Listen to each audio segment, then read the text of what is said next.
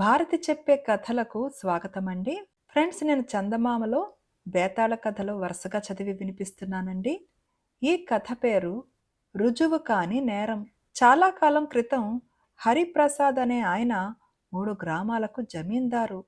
జమీందారీ వ్యవహారాలన్నిటినీ గిరిధరుడు అనే సమర్థుడు చూస్తూ ఉండేవాడు. అతను మంచివాడు, జమీందారుకు విశ్వాసపాత్రుడును. అతని ప్రతి సలహాను జమీందారు మారు మాట్లాడకుండా స్వీకరించేవాడు.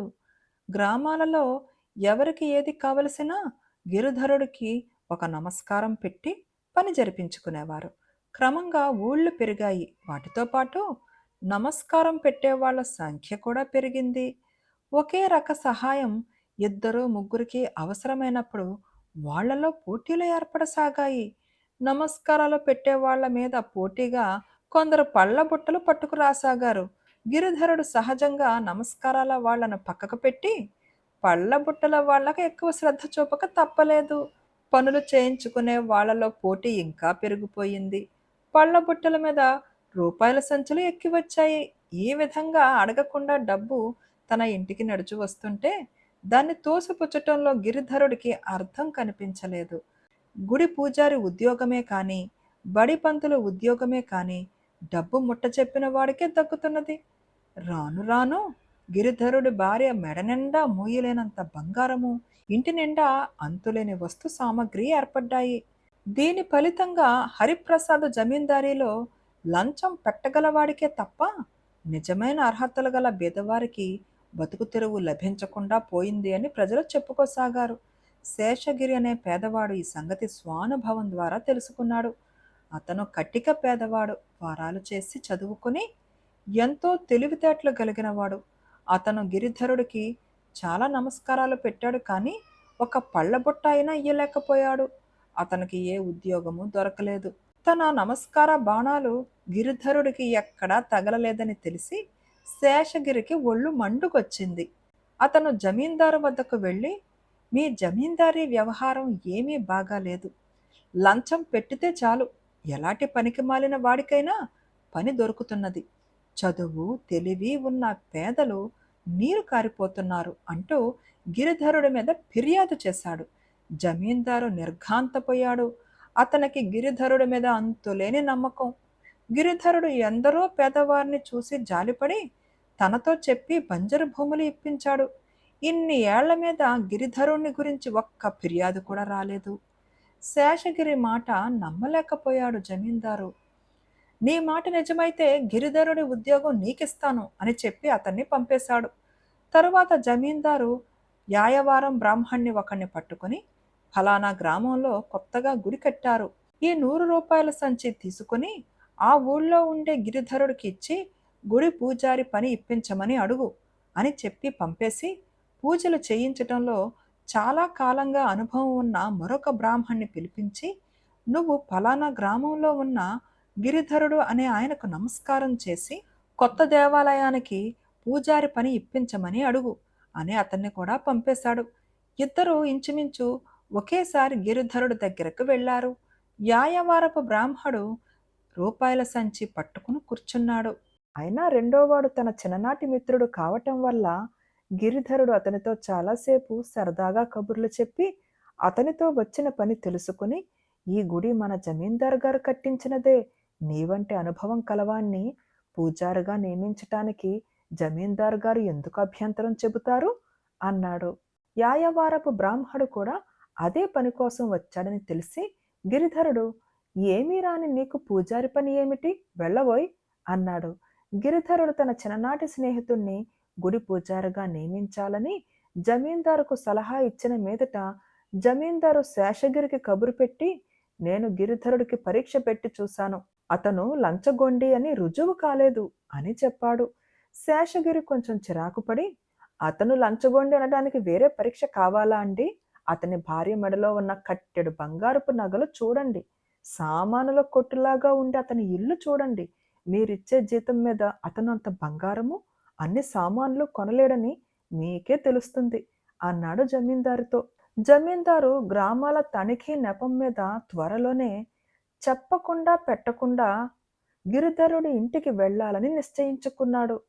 కానీ అప్పటికి 2 రోజుల ముందుగా గిరిధరుడు బావమరిది వచ్చి, "మా ఊళ్ళో మంచి పొలం అమ్మకానికి వచ్చింది. కొందామంటే నా వద్ద డబ్బు లేదు. నువ్వైనా కొనుక్కో. చాలా మంచి బేరం" అన్నాడు. గిరిధరుడు సంకోచించకుండా తన భార్య నగలన్నీ ఒలిచి తన బావమరిదికి ఇచ్చి, "ఈ నగలు తాకట్టు పెట్టి పొలం కొనుక్కో. తరువాత పొలం మీద వచ్చే ఆదాయంతోనే మెల్లగా తాకట్లు విడిపించుకోవచ్చు" అన్నాడు. అదే సమయంలో గిరిధరుడి పొరుగు ఇంట పెళ్లి జరిగింది. వాళ్ళ అవసరం కోసం గిరిధరుడు తన ఇంటి సామాను దాదాపు అంతా అరువు ఇచ్చాడు. అలాంటి పరిస్థితుల్లో అకస్మాత్తుగా గిరిధరుడి ఇంటికి జమీందారు వచ్చాడు. గిరిధరుడు ఆయనను చూసి కంగారు పడుతూ, "అయ్యో! కూర్చోడానికి సరైన కుర్చీ కూడా లేదు" అని ఒక జంపఖానా పరిచి దాని మీద కూర్చునేటందుకు ఒక ముక్కాలి పీట వేశాడు. గిరిధరుడి భార్య ఒక వెండి గ్లాసైనా లేదు అనుకుంటూ బాగా తోమిన కంచు లోటాల్లో పాలు పోసి పళ్ళెంలో కొన్ని పళ్ళు తెచ్చి జమీందారుకి ఇచ్చింది. జమీందారు ఆమెను పరకాయించి చూశాడు. ఆమె మెడలో పసుపు తాడు తప్ప లేదు. చేతులు బోసిగా ఉన్నాయి. ఇల్లంతా బావురుమంటున్నది. నా గురించి ఏమీ హైరాణ పడవద్దు. గ్రామంలో పని ఉండి వచ్చి పలకరించి పోదామని తొంగి చూశాను అంటూ జమీందారు లేచాడు. గిరిధరుడు నొచ్చుకుంటూ, పని ఏదన్నా ఉంటే నాకు కబురు చెయ్యకపోయారా? మీరు రావలసిన పని ఏమిటి? నేనే వద్దామనుకుంటున్నాను. ఈ మధ్య కొంత పన్ను వసూలయ్యింది అని డబ్బు సంచి తెచ్చి జమీందారు ముందు పెట్టాడు. గిరిధరుడు పరమ దరిద్రపు స్థితిలో ఉన్నట్టు నమ్మకం కలగటం చేత జమీందారు, ప్రస్తుతం ఈ డబ్బు నీ అవసరానికి ఉంచుకో, లెక్కలు తర్వాత తీరిగ్గా చూసుకోవచ్చు అని డబ్బు సంచి తీసుకోకుండా తిరిగి వెళ్ళిపోయాడు. తరువాత ఆయన శేషగిరిని పిలిపించి, "నువ్వు చెప్పినది ఒకటీ రుజువు కాలేదు. గిరిధరుడి ఇల్లు అయ్యవారి నట్టిల్లులాగా ఉన్నది. అతని భార్య మెడలో పుస్తెలకు పసుపు తాడు తప్పలేదు. అతని మీద అలాంటి అభాండాలు నాతో ఎందుకు చెప్పావో తెలీదు. నువ్వు ఇక వెళ్ళవచ్చు" అని పంపేశాడు. జమీందారు అబద్ధం ఆడి ఉండడు. కానీ గిరిధరుడికి అలాంటి పరిస్థితి ఎందుకు ఏర్పడినది? శేషగిరి ఊహకు అందలేదు. అతన్ని దేవుడే కాపాడుతూ ఉండాలి. లేకపోతే అతనిలాంటి లంచగొండిని ఎందుకు నిరూపించలేకపోతాను అనుకుని తన దురదృష్టాన్ని కూడా తిట్టుకున్నాడు. బేతాళుడు ఈ కథ చెప్పి, "రాజా, దైవికంగా గిరిధరుడు తన నేరం బయటపడకుండా తప్పించుకున్నంత మాత్రాన అతను శిక్షార్హుడు కాకుండా పోతాడా? అలాంటి వాణ్ణి గుడ్డిగా నమ్మిన జమీందారు అవివేకి కాడా? ఈ సందేహాలకు సమాధానాలు తెలిసి కూడా చెప్పకపోయావో నీ తల పగిలిపోతుందని" అన్నాడు. దానికి విక్రమార్కుడు, "ఉద్యోగాలు ఇప్పించటంలో గిరిధరుడు అవలంబించిన పద్ధతి నీతితో కూడినది కాదు అనటానికి సందేహం లేదు. అయితే అవినీతి అన్నది 2 విధాలుగా ఉంటుంది. కొందరు వ్యక్తులు స్వార్థం కొద్దీ సంఘనీతిని ధిక్కరించి అవినీతిగా ప్రవర్తిస్తారు. అలాంటి వారి అవినీతికి శిక్ష సంఘం నుంచే వస్తుంది. కానీ గిరిధరుడి విషయంలో అవినీతికి కారణం సంఘంలోనే ఉన్నది. జమీందార్ల ఉద్యోగులు కానుకలు పుచ్చుకోవటం తప్పు కాదు. అయినా కానుకలు పుచ్చుకున్నందుకు ప్రత్యుపకారం చెయ్యటం తప్పనిసరి అవుతుంది. గిరిధరుడు ఎవరికి ఉద్యోగం ఇచ్చినా లంచం ఇయ్యాలన్న నియమం పెట్టలేదు. అతను స్వార్థపరుడు కాదని, అతనికి కానుకలు ఇచ్చిన వారు బుద్ధిపూర్వకంగా ఇచ్చారని స్పష్టంగా తెలుస్తుంది. స్వతహాగా అతను చాలా మంచివాడు. ఇతరులకు సహాయపడేవాడు. అంతేగాని ఇతరులను పీడించేవాడు కాడు. తాను కొనుక్కోగల పొలాలు తన బావమరిది కొనుక్కోగలందులకు తన భార్య ఒంటి మీద నగలన్నీ ఊడ్చి ఇచ్చాడు. ఎవరో పొరుగువారింటి పెళ్లికి తన ఇంటి సామానంతా అరువిచ్చాడు. స్వతహాగా అతను స్వార్థపరుడు, శిక్షార్హుడు కాడు. పోతే జమీందారు కూడా అవివేకి ఎంతమాత్రమూ కాడు. తాను ఎంతో విశ్వాసంతో చూసుకుంటున్న గిరిధరుడి మీద ఫిర్యాదు వస్తే దాన్ని తోసి పారేయక 2 పరీక్షలకు అతన్ని గురిచేశాడు.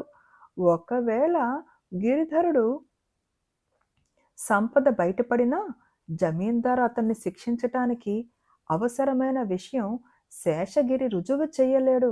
అదేమిటంటే గిరిధరుడు ఎవరికి గాని లంచం ఇస్తేనే ఉద్యోగం ఇప్పిస్తాడు అన్నమాట. అలా అడిగే అలవాటుంటే గిరిధరుడు శేషగిరినే లంచం అడిగి ఉండేవాడు. దీన్ని బట్టి జమీందారు తనలో ఉంచిన విశ్వాసానికి గిరిధరుడు అర్హుడనే చెప్పాలి అని అన్నాడు. రాజుకు ఈ విధంగా మౌనభంగం కలగగానే బేతాళుడు శవంతో సహా మాయమై తిరిగి చెట్టెక్కాడు.